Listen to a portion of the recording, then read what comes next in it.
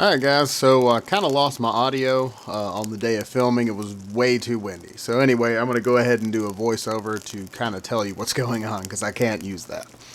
Alright guys, so today we are going to be changing out the shocks on a rear hatch on a 97 Chevy Suburban. The liftgate, the shocks were completely shot on this. And so the best way to do it, I've been using a pair of vice grips to hold it open, so I'm going to use that to hold it open so I can do it by myself. So I grip those to one side, and we're going to start replacing it from the other side. The only tool you're going to need is a flathead screwdriver. So I've got it lifted and held in place with the vice grips like I showed you a second ago. And you're just going to take your flathead screwdriver and slide under this little metal piece. I'm going to do a close-up right here. And right here, you just slide it in there, you pull that out, and just kind of pry it up a little bit. It'll stay there, and then you just kind of pull out on it. Just like that.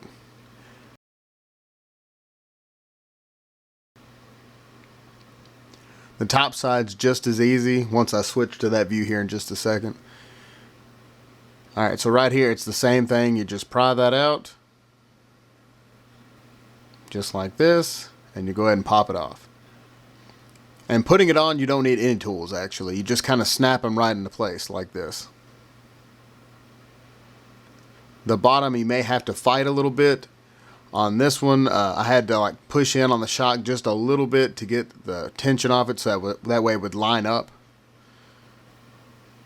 But it's essentially the same thing. You just got to put a little pressure on it, push up and then in at the same time, and it snaps right into place. Just make sure it's held in there good. Now this other side is the one that was held up with the vice grips.